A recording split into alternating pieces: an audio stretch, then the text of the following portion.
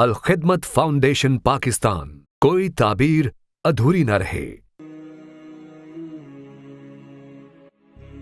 عزیز مصر کی بیوی کو بلایا گیا اور اس سے پوچھ گچھ ہوئی، اور اس نے اس بات کا اقرار کیا کہ یوسف علیہ السلام نے کوئی گناہ نہیں کیا تھا، بلکہ گناہ گار تو وہ خود تھی۔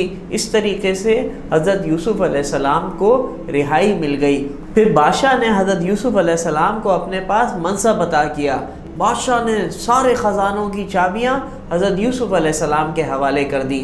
پھر حضرت یوسف علیہ السلام نے بہت خوب انتظام کیا اور خزانے کو بہت اچھے طریقے سے چلایا۔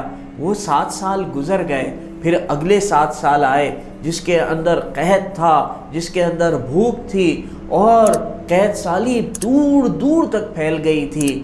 کنعان جو کہ حضرت یوسف علیہ السلام کا پرانا ملک تھا، اور جہاں پر ان کے والد حضرت یعقوب علیہ السلام اور ان کے بھائی رہتے تھے، وہاں بھی قحط پڑ گیا۔ حضرت یعقوب علیہ السلام سے ان کے بیٹوں نے کہا کہ ہمیں پتہ چلا ہے کہ مصر کے اندر ایک بہت زبردست حکمران ہے، ایک بہت نیک اور رحم دل حکمران ہے جو کہ اچھے طریقے سے غلہ دیتا ہے۔ ہم مصر جا رہے ہیں اور اس سے غلہ لے کر آتے ہیں۔ حضرت یوسف علیہ السلام کے بھائی مصر پہنچے۔ حضرت یوسف علیہ السلام اپنے بھائیوں کو دیکھ کر پہچان گئے، لیکن ان کے بھائی حضرت یوسف علیہ السلام کو پہچان نہ سکے، کیونکہ انہوں نے تو بہت بچپن میں ہی حضرت یوسف علیہ السلام کو کنویں کے اندر دھکیل دیا تھا۔ حضرت یوسف علیہ السلام نے اپنے بھائیوں کو بہت اچھی طرح غلہ دیا اور ان کے وہ پیسے بھی لوٹا دیے جو انہوں نے اناج کے عوض دیے تھے۔ پھر حضرت یوسف علیہ السلام نے اپنے بھائیوں سے کہا کہ اگلی دفعہ جب تم آنا تو اپنے چھوٹے بھائی بنیامین کو بھی لے کر آنا۔ یہ لوگ خوشی خوشی چلے گئے اور واپس جا کر انہوں نے حضرت یعقوب علیہ السلام سے کہا کہ دیکھا آپ نے کیسا نیک دل حکمران ہے، اس نے ہمیں کتنا بھر بھر کے غلہ دیا ہے۔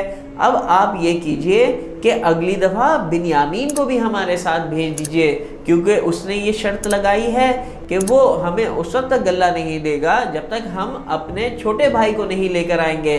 حضرت یعقوب علیہ السلام جو کہ حضرت یوسف علیہ السلام کو کھو چکے تھے، انہوں نے اپنے بیٹوں سے کہا کہ تم نے پہلے حضرت یوسف علیہ السلام کو مجھ سے جدا کر دیا اور اب تم میرے چھوٹے بنیامین کو بھی اپنے ساتھ لے جانا چاہتے ہو، پھر تم بنیامین کو بھی مجھ سے جدا کر دینا چاہتے ہو۔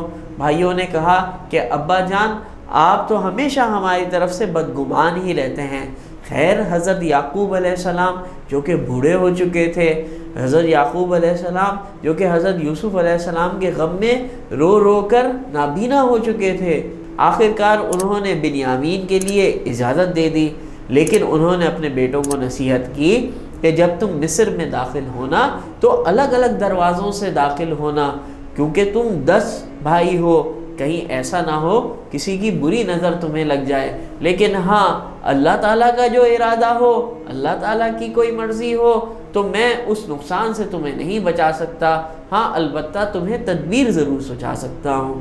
جب یہ لوگ دوبارہ مصر گئے تو حضرت یوسف علیہ السلام نے ایک تدبیر کی، اپنا وہ پیالہ جس سے وہ اناج دیا کرتے تھے، وہ پیالہ انہوں نے بنیامین کے تھیلے میں چھپا دیا، اور پھر سپاہی حضرت یوسف علیہ السلام کا وہ پیالہ ڈھونڈنے لگے۔ لوگوں میں اعلان ہو گیا کہ بھائی حضرت یوسف علیہ السلام کا وہ پیالہ گم ہو گیا ہے جس سے وہ ناپ ناپ کر غلہ دیتے ہیں۔ اب سب لوگوں کو روک لیا گیا اور ان کی سامان کی تلاشی ہونے لگی۔ حضرت یوسف علیہ السلام نے اپنے بھائیوں سے کہا کہ کیا تمہارے پاس میرا پیالہ ہے؟ بھائیوں نے کہا نہیں، ہم تو چور نہیں ہیں، ہمارے پاس آپ کا پیالہ نہیں ہے۔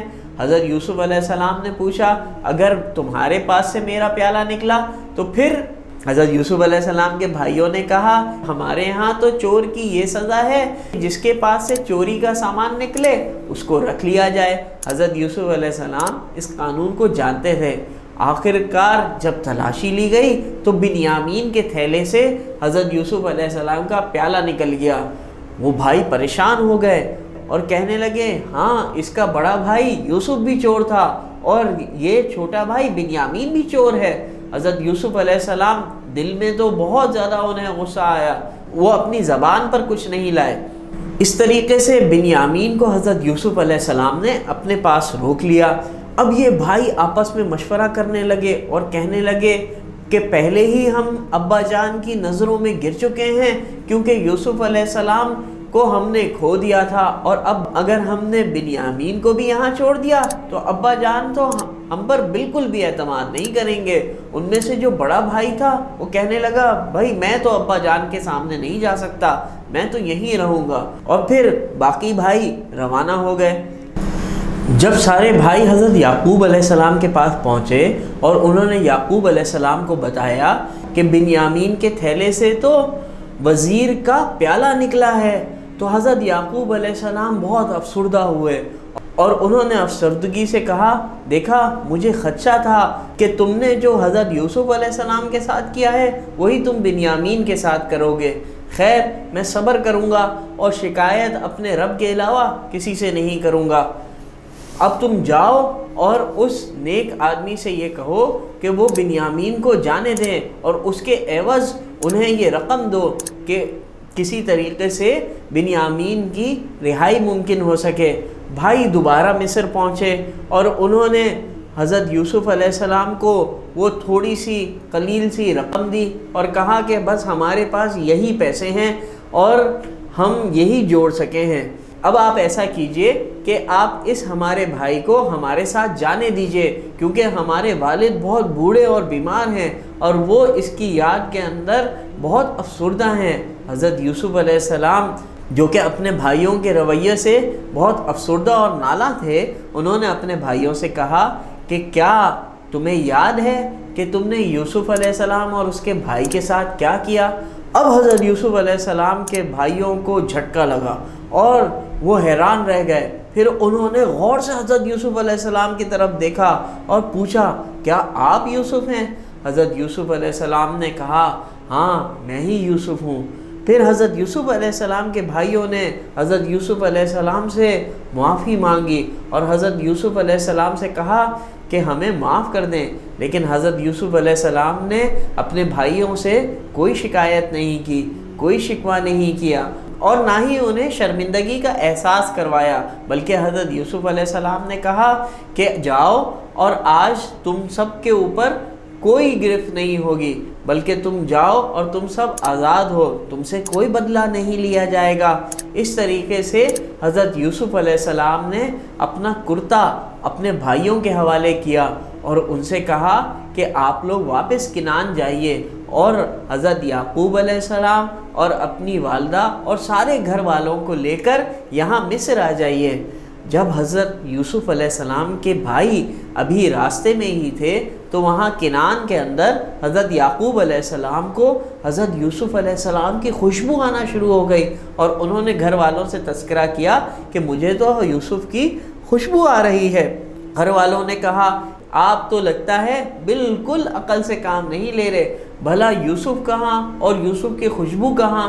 آخرکار جب حضرت یوسف علیہ السلام کے بھائی گھر پہنچے اور انہوں نے حضرت یوسف علیہ السلام کا کرتا حضرت یعقوب علیہ السلام کے چہرے کے اوپر پھیرا تو حضرت یعقوب علیہ السلام کی بینائی واپس آ گئی اور پھر ان کے بھائیوں نے سارا ماجرا حضرت یعقوب علیہ السلام سے کہہ سنایا۔ اس کے بعد سارے بھائی یعقوب علیہ السلام اور اپنی والدہ کے ہمراہ مصر پہنچے۔ حضرت یوسف علیہ السلام جن کو مصر کے بادشاہ کے دربار میں ایک مقام اور ایک رتبہ حاصل تھا، انہوں نے اپنے والدین کا اکرام کیا، انہوں نے اپنے والد اور اپنی والدہ کو تخت پر بٹھایا۔ اس طرح وہ خواب جو حضرت یوسف علیہ السلام نے بہت چھوٹی سی عمر میں اپنے بچپن میں دیکھا تھا، اللہ تعالیٰ نے اس خواب کی تعبیر کو سچا کر دکھایا۔ پیارے بچوں، اس واقعے سے حضرت یوسف علیہ السلام کی سیرت سے ہمیں جو سبق ملتا ہے وہ یہ کہ کبھی بھی مشکل حالات کے اندر مایوس نہیں ہونا چاہیے اور ہمیشہ اللہ رب العالمین سے دعا کرتے رہنا چاہیے۔ ایک سبق یہ بھی حاصل ہوتا ہے کہ کبھی بھی گناہ کے کام پر آمادہ نہیں ہونا چاہیے، چاہے ہمیں اس کی کیسی ہی قیمت چکانی پڑے۔ تیسرا ایک سبق یہ حاصل ہوتا ہے کہ جس طریقے سے انبیاء کا یہ کام تھا کہ وہ اسلام کی دعوت دیتے تھے اور اللہ رب العالمین کی طرف بلاتے تھے۔ اب انبیاء کے بعد ہمارا بھی یہ کام ہے کہ ہم اللہ کے راستے کی طرف اللہ کے لوگوں کو بلائیں۔ تو حضرت یوسف علیہ السلام جیل میں بھی تھے تو لوگوں کو اللہ کے دین کی دعوت دے رہے تھے، اسی طرح ہمیں بھی ہر حال میں اللہ کے دین کی طرف لوگوں کو دعوت دینی چاہیے۔ چوتھا سبق ہمیں یہ حاصل ہوتا ہے کہ کوئی اگر ہمارے ساتھ زیادتی بھی کرے تو ہمیں اس کے بدلہ نہیں لینا چاہیے، بلکہ اللہ تعالیٰ ہی اپنے بندوں کے طرف سے بدلہ لینے کے لیے کافی ہے۔ امید ہے کہ آپ کو حضرت یوسف علیہ السلام کا قصص بہت پسند آیا ہوگا۔ انشاءاللہ تعالی ہم آئندہ اگلے نبی کے قصص کے ساتھ دوبارہ حاضر ہوں گے۔ اللہ حافظ۔